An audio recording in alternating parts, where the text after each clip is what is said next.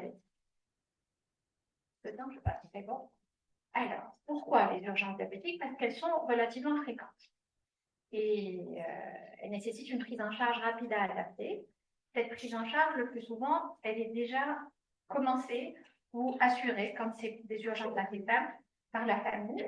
Et en médecine générale aussi, des fois, c'est un peu délicat quand il s'agit d'un enfant, parce que tout dépend du poids, donc la prise en charge, elle va dépendre aussi du poids. Donc, dans cette présentation, je vais vous parler des hypoglycémies, des cétoses et des acidocétoses. Et on va commencer tout de suite par les hypoglycémies. Alors, il n'y a pas de définition vraiment précise de l'hypoglycémie. Mais bon, il y a un consensus, il y a des seuils cliniques qui ont été établis. Donc, il y a les niveaux d'hypoglycémie. Donc, il y a 3 niveaux d'hypoglycémie. On considère une glycémie capillaire inférieure à 0,70 ou V9 comme une valeur d'alerte. On dit c'est l'alerte d'hypoglycémie. Et à partir de ça, on peut corriger pour éviter que la glycémie chute plus. Donc, pour éviter l'hypoglycémie plus sérieuse. La glycémie inférieure à 0,54, pardon, là, on est dans l'hypoglycémie cliniquement significative. C'est-à-dire qu'à 0,54, tout le monde fait une hypoglycémie, mais plus haut, chacun son seuil de l'hypoglycémie. Donc, inférieure à 0,54, on appelle ça une glycémie cliniquement significative ou hypoglycémie sérieuse. Et le niveau 3, c'est l'hypoglycémie sévère. Alors, la définition de l'hypoglycémie sévère, c'est une hypoglycémie suffisamment sérieuse et importante pour que la personne ne puisse pas se resucrer seule. Donc, on a besoin d'une assistance, recours à une tierce personne pour le resucrage. C'est ça, la définition de l'hypoglycémie sévère. Dans l'hypoglycémie sévère, il y a un sous-groupe qui est le coma hypoglycémique. C'est une hypoglycémie sévère avec une crise ou une perte de connaissance. Ça, c'était pour les définitions de l'hypoglycémie. Les signes d'hypoglycémie, je sais que vous les connaissez tous, mais un petit rappel. Donc, ça peut être des sueurs, un tremblement, la sensation de faim, un mal de ventre, fatigue, vertige, pâleur, une somnolence, une vision floue, une sensation de froid, picotement des lèvres, trouble de la parole, et un comportement bizarre, donc nervosité, agitation, ou bien au contraire, un comportement un peu euphorique. Aussi, ça peut, chez un diabétique, chez un enfant diabétique, évoquer une hypoglycémie. L'hypoglycémie nocturne qui inquiète les parents, donc comment la reconnaître? On leur explique que souvent, si l'enfant fait une hypoglycémie pendant la nuit, il va être agité dans son sommeil ou alors il va faire des cauchemars. Et parfois, l'hypoglycémie nocturne, c'est vrai, peut passer inaperçue. Et dans ce cas-là, comment savoir que l'enfant a fait une hypoglycémie pendant la nuit? C'est quand il se réveille le matin avec un mal de tête et des nausées. C'est parce qu'il y a eu des hormones de contre-régulation qui ont fait monter sa glycémie, mais effet secondaire de notre glucagon, c'est qu'il se réveille avec des nausées et mal de tête. Donc là, il faut rechercher l'hypoglycémie nocturne.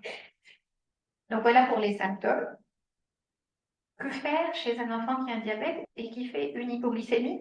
C'est des choses, là, souvent, on ne le fait pas. C'est pour ça que j'ai mis cette grosse plaque. Et on lui dit, allez, viens, on va aller mesurer la glycémie. Et il va aller marcher et la glycémie, elle continue de chuter. Donc la première des choses, c'est de lui dire, assieds-toi. Ou alors on lui dit, tiens, va acheter un jus, ou va chercher le jus, etc. Donc la première des choses, c'est de s'arrêter, de s'asseoir. Si on peut mesurer la glycémie, on la mesure, si on a un lecteur à disposition. Sinon, on va faire le resucrage directement. Le resucrage chez l'enfant. On va donner du sucre. Combien est-ce qu'on va donner de sucre? Donc, on dit en général qu'on donne 5 grammes, c'est-à-dire un gros sucre. Je ne sais pas si vous avez remarqué, mais on a des petits sucres, c'est des petits sucres de 3 grammes, et il y a des gros sucres, le sucre de 5 grammes. Donc, on dit qu'on donne à peu près 5 grammes par 20 kg de poids. Ensuite, on attend 10-15 minutes, le temps que le malaise passe. L'idéal, ce serait de refaire un dextro, refaire une glycémie pour s'assurer qu'on est au-dessus de 0,70 et ensuite l'enfant mange. Alors, si c'est l'heure du repas, il va faire sa dose d'insuline et il va manger. Mais si ce n'est pas l'heure du repas, pour éviter que qu'il refasse une hypoglycémie, dans ce cas-là, on va lui proposer de prendre une petite collation. Généralement, on dit de prendre un morceau de pain. Et donc là, si ce n'est pas le moment du repas, excusez-moi, ce n'est pas le moment du repas, donc on attend que ça passe. Et souvent, alors, je fais une petite parenthèse parce que quand on est en hypoglycémie, il y a une sensation de faim qui est difficilement contrôlable. C'est-à-dire que l'enfant, et les parents aussi sont inquiets, agités. Et souvent, il y a cette erreur. On prend le sucre et on prend le pain tout de suite après. Mais c'est là que ça va ralentir l'efficacité. Il faut prendre le sucre, il faut dire ça aux patients et même faire ça. On prend le sucre et on doit attendre. Le sucre, donc très rapidement, il va se dissoudre et il va être absorbé. Mais si on met du pain, donc on va lancer un petit peu un processus de digestion et l'absorption va être ralentie. Ça va monter, mais ça ne va pas monter immédiatement. Donc il faut essayer d'insister qu'il faut attendre. Prendre le sucre et attendre, il faut 5, 10, des fois 15 minutes pour que le malaise passe. Donc on dit que à peu près la quantité de pain à donner, donc ça va être en fonction du poids, autour de 20 kg, 10 grammes de pain, 10 grammes de pain, disons, par 20 kilos. Ou alors une petite biscotte par 20 kilos aussi. Mais faites attention parce que souvent les biscottes sont sucrées. Il y a du sucre ajouté. Donc peut-être qu'il faut dire pain plutôt que biscotte parce que très souvent, pour qu'elles aient un bon goût, ils ajoutent du sucre dans les biscottes. Ils écrivent bien sans sel, mais en fait, il y a du sucre ajouté. Et donc, on risque de donner trop. Maintenant, dans le cas où il y a hypoglycémie avec perte de connaissance ou alors impossibilité, l'enfant ne peut pas avaler. Dans ce cas-là, c'est bien sûr, comme vous le savez, l'injection de glucagon. Un petit rappel pour le glucagon, ça va dépendre du poids. Donc, pour les enfants de moins 25 kg, on fait une demi-ampoule de glucagon intramusculaire ou sous-cutané. Et pour les enfants de plus de 25 kg, c'est une ampoule entière. Une fois que le malaise est passé, pour le glucagon, je n'insiste pas là parce que je vais y revenir. Je vais y revenir un peu plus loin. Donc, une fois que le malaise est passé, c'est bien, on a corrigé une hypoglycémie, mais ça ne suffit pas. Il faut comprendre pourquoi il a fait une hypoglycémie pour essayer que ça ne se reproduise pas. Donc, une fois que le malaise est passé, il faut réfléchir pourquoi cet enfant a fait une hypoglycémie. Donc, généralement, que ce soit l'hypo ou l'hyper, le plus souvent, il y a 3 causes. Il y a l'alimentation, l'activité physique et la dose d'insuline. Donc, il faut qu'il voit, est-ce qu'il a mangé comme d'habitude? Donc, s'il n'a pas bien mangé, s'il n'a pas assez mangé, c'est ça la cause. Est-ce qu'il a eu une activité physique habituelle ou est-ce qu'il a fait plus d'activité que d'habitude? Donc, là, c'est l'activité physique. Si, ce qu'on dit aux patients, c'est il faut chercher la cause. S'il n'y a pas de cause, donc c'est la faute de l'insuline.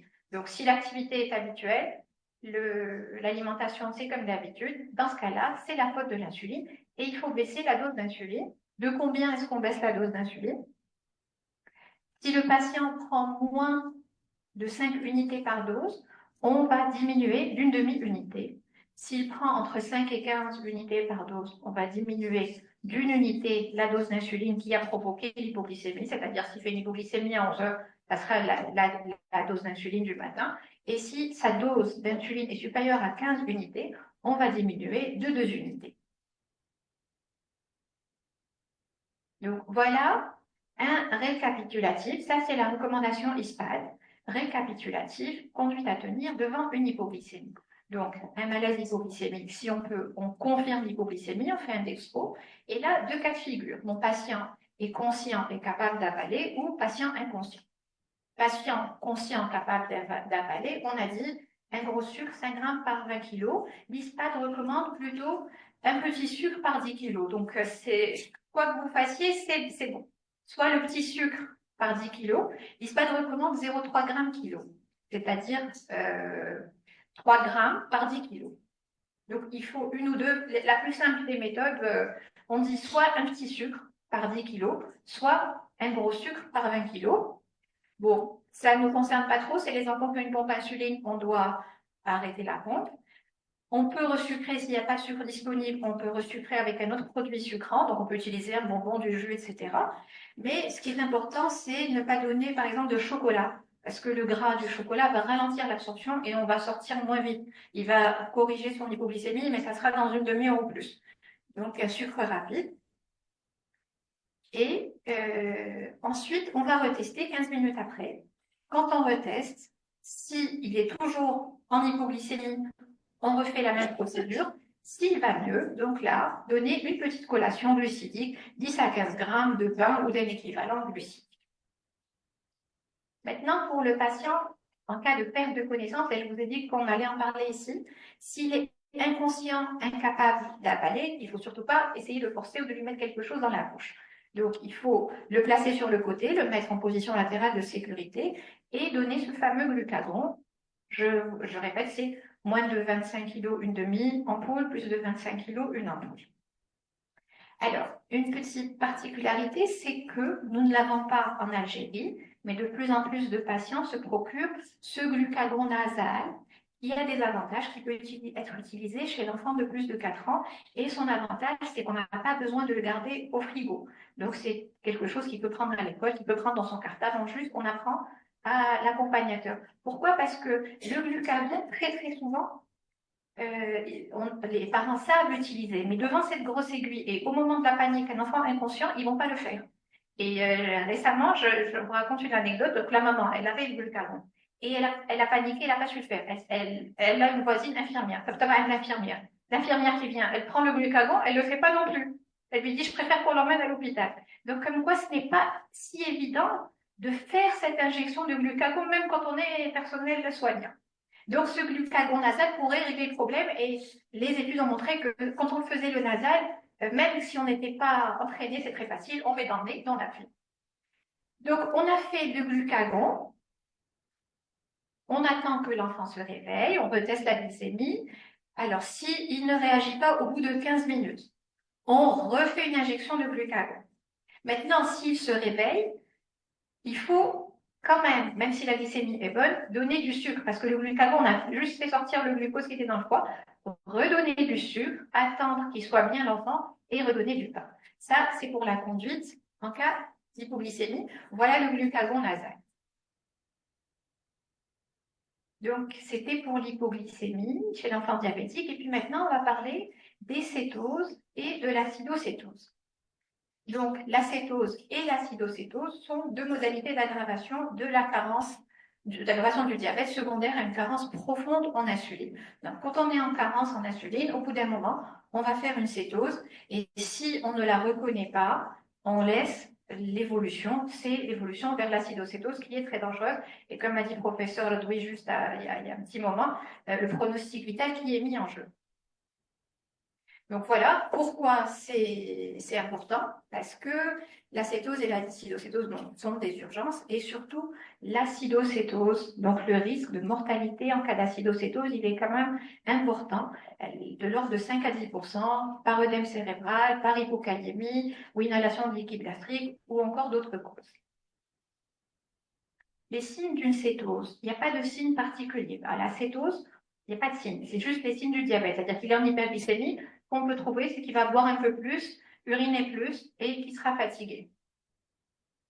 L'acidocétose, bien sûr, là, c'est la fameuse polypnée ample en deux temps dont parlait le professeur Ledouis, donc cette polypnée, dyspnée de Kussmaul, avec une odeur particulière de pomme, l'odeur d'acétone exhalée.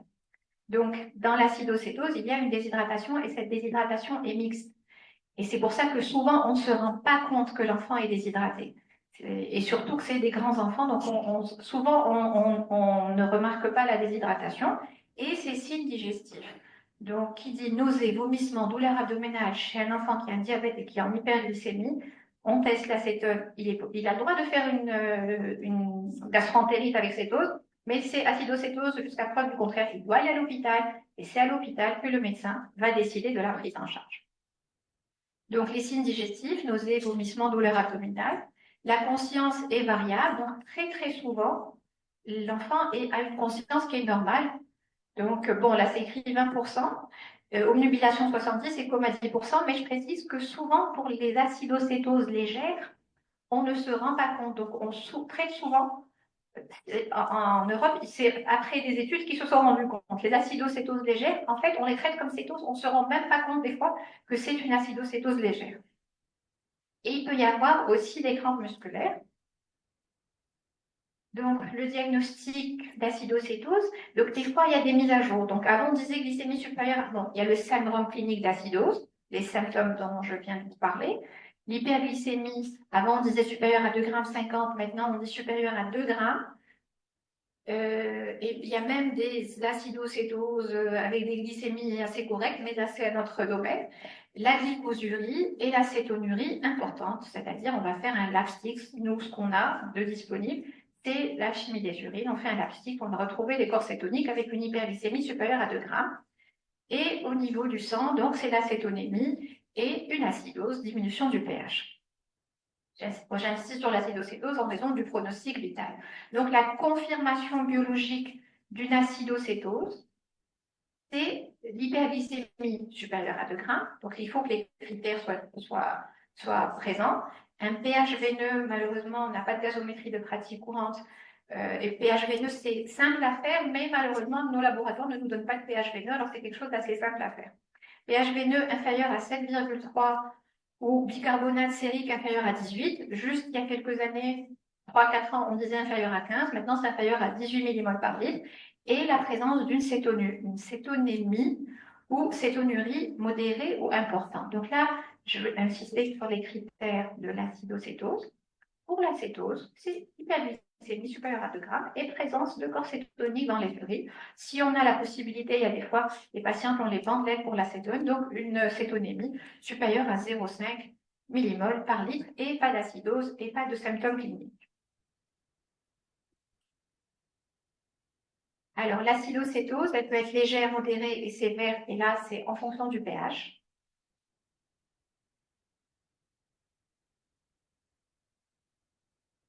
Voilà, donc il faut toujours, bon, il faut la traiter d'abord et il faut chercher aussi la cause.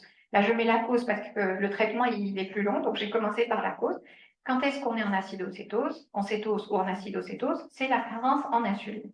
Elle peut être absolue ou relative. Donc, absolue, souvent, c'est au début du diabète, on ne sait même pas encore que l'enfant est diabétique et on ne se rend pas compte du syndrome polypolypsychique, donc il va faire sa cétose.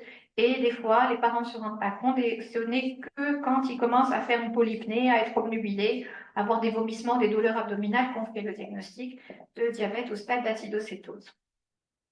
Alors, arrêt accidentel d'insuline.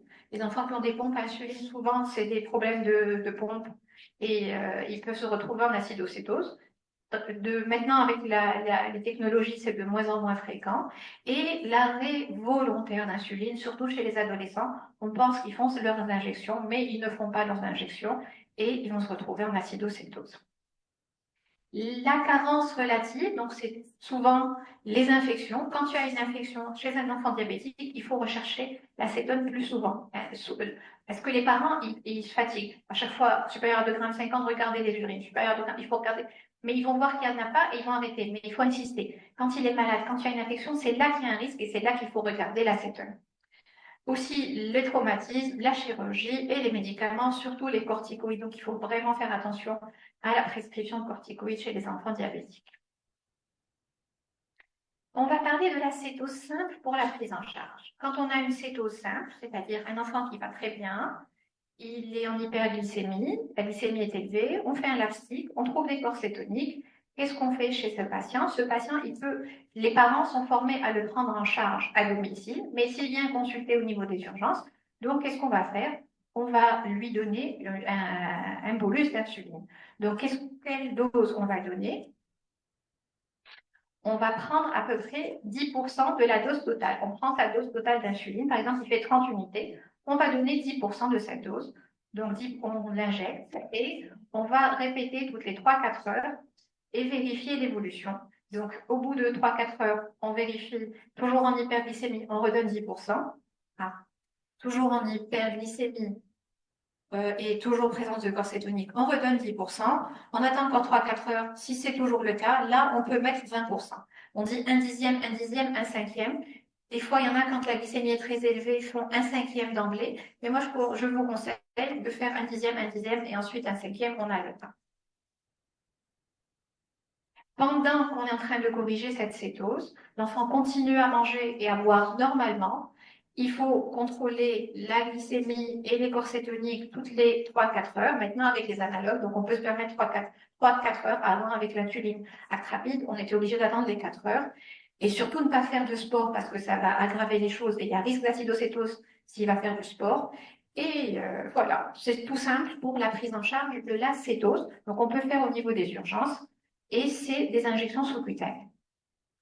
Maintenant, pour la prise en charge de l'acidocétose diabétique, là, c'est délicat. Il y a des protocoles très codifiés et il faut vraiment essayer de suivre les protocoles à la lettre et de ne pas. Donc, les grandes lignes du traitement, c'est qu'il faut prendre en charge au niveau des urgences. C'est bien que ce soit fait par une équipe qui a l'habitude de prendre en charge l'acidocétose diabétique.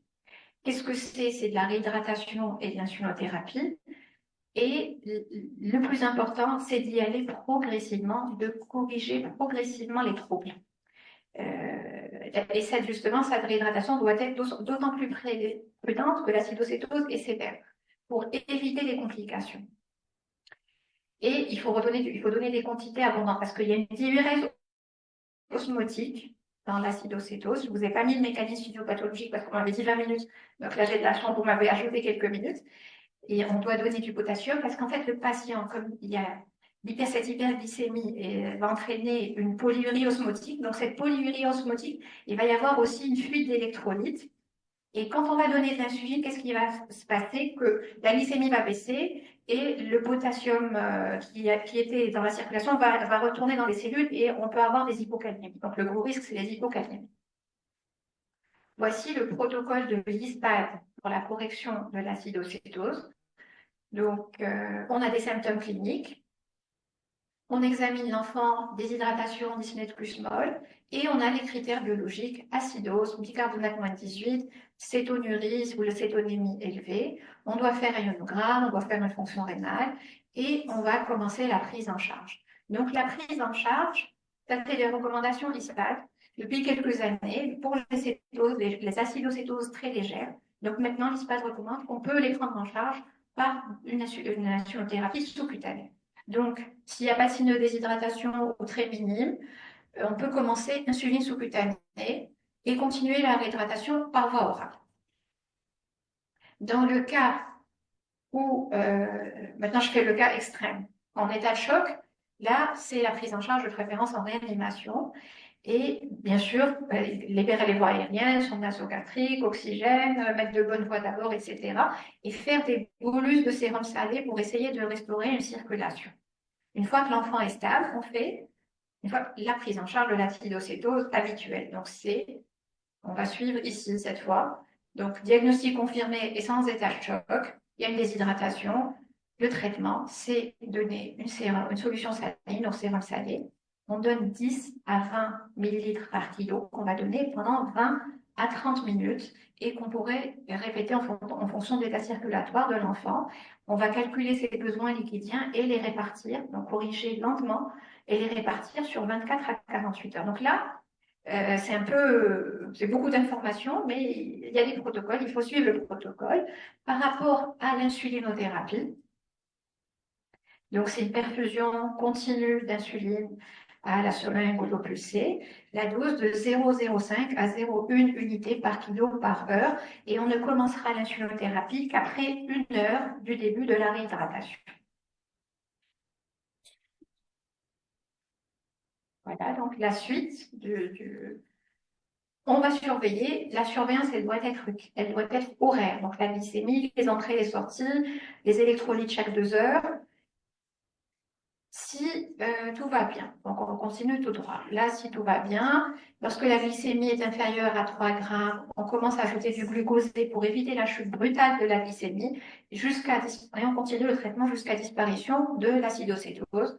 Et là, on peut reprendre l'insulinothérapie sous-cutanée et arrêter ensuite notre seringue autopulsée. Maintenant, si ça ne s'améliore pas, on va réévaluer le patient et surtout rechercher un sepsis.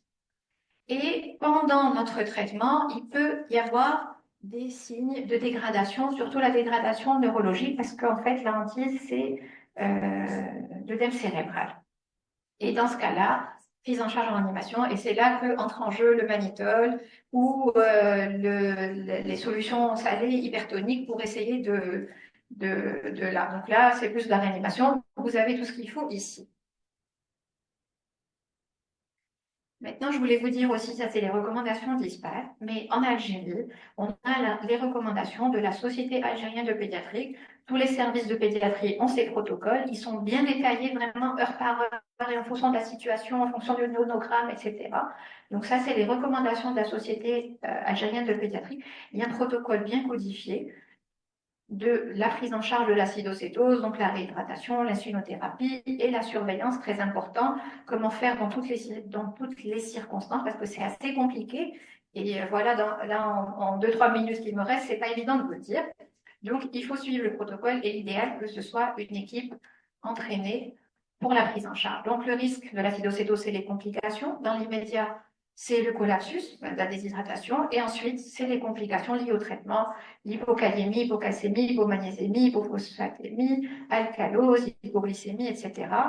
Donc, beaucoup de risques de complications, et dans les 24 heures, bien sûr, l'œdème cérébral surtout, mais d'autres complications comme les thromboses d'artères basilaires, hémorragie, thrombose veineuse, embolie pulmonaire, sepsis, pneumopathie d'inhalation, et d'autres complications de l'acidocétose. Donc, voilà un petit peu pour les urgences.